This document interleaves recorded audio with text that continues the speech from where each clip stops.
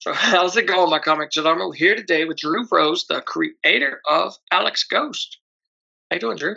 Good. How are you doing, man? How you I'm doing after doing the good. storm? I'm doing all right. We got by lucky on this one. Good, good. Ian Glad to hear. Ian got us bad though. Uh, Yeah. it has been like a pretty treacherous season for hurricanes, hasn't it? Yeah, it just started and it's already the first big one in history. Yeah. Jeez. Yeah. So don't watch this show any Miltons or Ian's, I think it was. That's funny. That's my wife's maiden name. That's her family is Milton. Milton? So, and they were actually going to go to Florida this past week, and they're like, "Well, we can't go now." Yeah, right. So how long have you been making comics for? Well, since 2007, I would say, but I haven't really done actually anything about it till most recently. It's been a lot of start, stop, excuse this, excuse that, things come up and whatnot. So, but me and my buddy, we finally said, screw it. We wait any longer, we're never going to do it. So now's the time. And then we got in good with Ray and Jay of Unparalleled Comics, and they're helping us out too. And now we're here. We're doing our Kickstarter, and we're about 40% right now. Sweet. Is this for issue 1 or is it a trade? So we're doing graphic novel format. It's technically will be about 3 issues each, so there'll be about 72 pages. We figured it's a lot easier, like to digest. You get a lot up front. Might be a little bit of a gap, but kind of like thinking of formats where like Hellboy or Saga, where there's like big gaps in between the next story. And it gives you a good jumping on point for your fans and all the audience, Oh yeah, definitely. Gives you a lot to digest at first. That's the one thing I tell everybody about indie comics is I love that with like Marvel and DC, they come out weekly or monthly, so you can remember what the last issue was. Yeah. But with indie, they just come out sporadically, so now you got to go back and read the previous issue to understand this one. Yeah, we're gonna. So the first trade, we were kind of going in like a single issue format. So the first 2 trades might be a slight bit clunky, only because we were writing in a different style. But after that, they're all gonna be like self-contained pretty much. So you don't have to follow it necessarily issue by issue. You kind of read it and get one full story and be like, okay, cool. But there's also, there'll be seeds here and there and all sorts of other stuff to make it all cohesive in time. Who's the artist that you got? Marco DeFio. We found him on Instagram, and by we, I mean my buddy Dave. He just hit him up, and he's like, yeah, and we didn't know. We got him like right out of college. He went to school in Kansas City, Missouri. He's from Texas, and we just dumb luck. We love his art. Yeah. What's the elevator pitch of Alex Ghost? People die every day. He's usually one of them. Alex Ghost. That is probably the greatest elevator pitch ever. I like Invincible. I've read Invincible, beginning to end, and I was heavily inspired by probably the best comic book in the universe tagline on their book.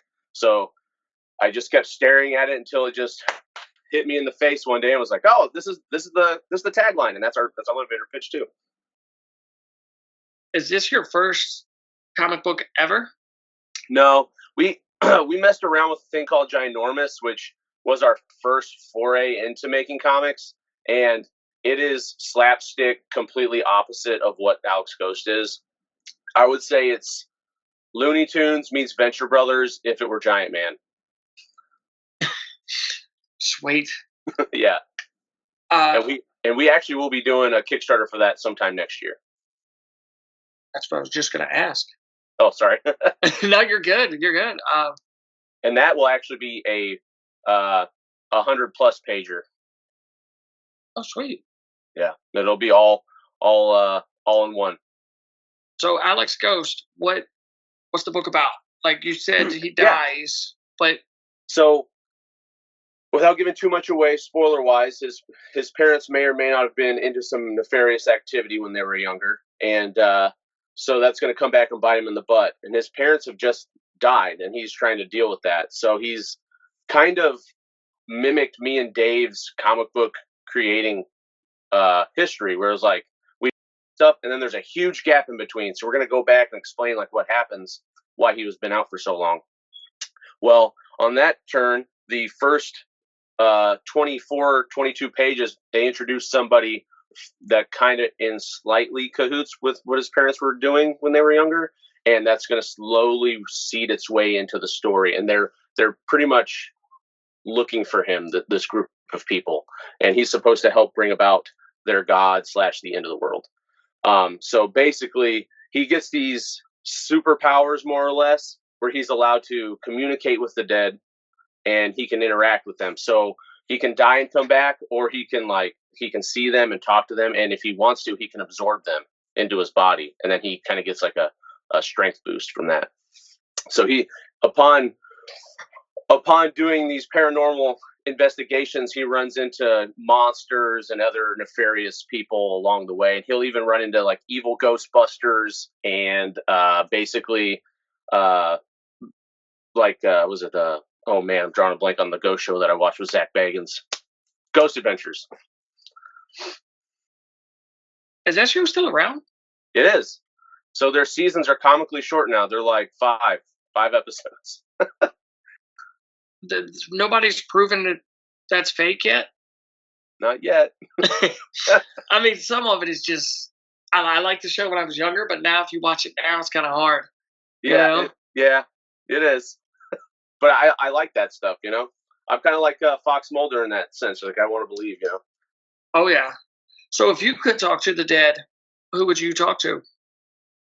Oh, man. Well, whoever was here, whether it be good or bad. Because who knows what's here right now with me. So does, like,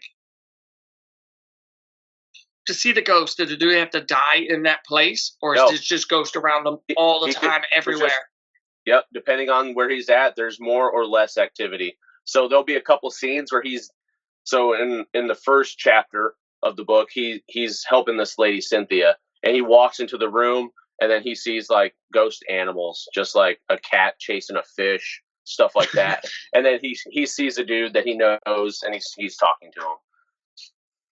Is the book complete? All you have to do is... So the first 2 issues are complete, or the first 2 chapters, I say. Marco's getting ready to start the 3rd one very soon, probably in like a week, and then we'll have this done probably within a month and a half, 2 months, I think, and then this bad boy will be ready to ship. Sweet. So you should have it out like right after first of the year, right? Yeah, definitely. We're hoping to get it done a little sooner, but we all know it's okay. Sorry, I was looking at your Kickstarter. Yeah, no. I definitely like this cover. Hey, what is that a homage of? Is that So I don't know if the image itself is an homage. I don't think it is. We just told them to look at a bunch of like old Tales of the Crypt, Vault of Horror, that type of stuff. I know we wanted to do that type of style for the first one. I don't know if we're going to stick with that, but we might. I think it's pretty cool that your first comic book is 72 pages. Yeah. We said, you know, we wanted biggest bang for your buck right out the gate. So. And spine art, if you do spine art and make the pictures, make them all straight and line up. Yeah, and exactly the same, and don't change it halfway through. Yep. You get it. Yeah, I used to work I've worked in comic shops, so I totally get that. Like, people will be like, "Can I get this version?" Nope, they just changed it. Sorry, deal with it. Yeah. So since you've been in a comic shop, do you make any ties so when the book is printed, you can do signings? Yeah, so we actually did some legwork, and by we, again, I mean Dave, because I went on vacation this past weekend. So Dave and his wife, they printed off a bunch of flyers, and they hit up a bunch of shops in our area. They hit up Apotheosis in St. Louis. They're going to hit up Endless Comics in Florissant and St. Charles, Missouri, Just Heroes in Florissant, Fantasy Books and Games in Fairview Heights, Illinois, Twilight Comics in Swansea. There's a bunch of places we're going. And all that information to be on your social medias? Yeah, and it was also in one of our updates. We went to we have a thing of who we was at too, so we try to give them a little bit of a shout out. But yeah, we've actually have some photos that I'm going to use for an update that had some of the shops and what they're actually carrying from our product already. Sweet. What challenges did you have doing your very first Kickstarter? Man, so yeah, it is challenging. So it's just watching it going like, man, I hope people think this is as cool as we think it is. That's pretty much it. And it's just like, just got to keep making posts almost every day, every other day. And man, the biggest thing is, I don't want to say staying motivated because we're always motivated, but it's just you hit a wall every once in a while. And I think we've definitely broke through on this. I hope we can keep the momentum. I know we'll keep the momentum, but it's just frightening. You know, you don't want to get rejected, and I think that's actually the biggest hurdle for me. Yeah. I think what scares me about making a comic book is how do you know you can trust the artist, you know? Because comic pages aren't cheap. There's no Oh, it's insurance not. or, you Okay, know? so sorry. So outside of rejection, the next biggest hurdle is cost because it's like it's a lot, and people don't really realize that. And there's just a lot of things they don't realize because they're not making comics themselves. There's like, oh, they come out and blah blah blah and whatever. They're kids' books, but they're not. They're not, and it's not cheap. But our guy is luckily very affordable, and he's a one-stop shop. He does pencils, inks, colors, and then me and Dave do the letters and the word bubbles and all that. So it's helped keep the cost down, but it's still expensive. Yeah. What advice would you have for people out there that wants to start their book or at the beginning of their journey starting a book? Don't wait. Do not wait. Just upward and onward always. You see a hurdle, jump over it. Okay, you're going to have so many. Don't let the first one stop you. Don't let the 80th one stop you. Don't stop until you've seen this thing through. And hopefully you get lucky and find a good artist. Yeah, my day job is working at a printer, and oh wow, that's probably the coolest thing ever is seeing people come in to pick up their first comic book. That's super cool. I think it's comparable to maybe your firstborn. Nice. You know? Yeah. Man. Yeah, I can't wait to see these. What kind of stretch goals do you got? Did you plan out your stretch goals yet? We kind of wanted to keep it simple because we don't know. We just wanted to keep it simple because I think we were a little afraid. We don't really have a whole lot of stretch goals at the moment. I think we might start thinking about that probably this week. Start throwing a few things because we do have a few things we wanted to do. We just weren't sure if it would work. So we're probably going to maybe work that in this week. Stay tuned. I like your logo. Yeah. Marco, he did that too. What is that, a surfboard behind him? It's a coffin, like an old school coffin. I see it now, yeah. Yeah. Why the hell did I say surfboard? I'm going to cut that out. No, it's all good. It's all good. I know you're a big comic book fan, so dead or alive, who is your dream team to make a comic book with? Oh, man.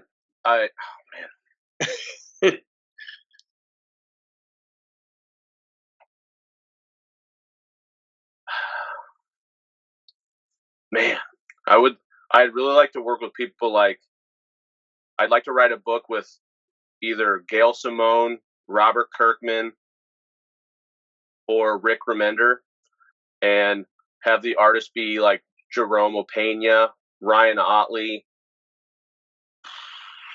Yeah, I don't know. I could go on forever. I like too much stuff. I could never, there's no way I can answer that question because that even changes from day to day. So, all right, would you expand on one of their IPs already, or would you just make something brand new? I would love to get a hold of Deathlock and just do a bunch of stuff with Deathlock. He's so much cool application we can do with him, especially now. And I would like to cross him over with Terror Inc. There's another character I just love everything about, but there's not a whole lot for Terror Inc. There's definitely more for Deathlock, but still not a lot. So, why Marvel over DC? I'm a Marvel zombie. I've just always been that way. The two biggest characters at DC I like are Batman and Flash, and then I like Secret Six and a bunch of their like Z-list characters. I don't know. There's something about all those characters. It's just, I love them. They're endearing. They feel more real than like Superman. So that's kind of why I gravitate towards the Z characters. So, what was the inspiration for Alex Ghost? So I started writing a book with a buddy a long time ago, and like a long time, like 2003, maybe 2002, somewhere in there. And it was basically like a Spawn ripoff, and I'm sorry, a Spawn Echo. And then I created the Alex Ghost character, who wasn't really Alex Ghost yet. He's just this dude that died and kept coming back. And it was kind of like a parody on like superhero books, like superheroes dying and coming back all the time. But for some reason, the more I thought about it and the more I put into it, it just kind of started to grow into its own. And then I just like, I needed like a weirdish name that's not too crazy. And I was like, it took me forever. And I came up with Alex Ghost. And then after that, it was just like an explosion of ideas. And I was just like, couldn't be stopped. I'm just like writing stuff down all the time.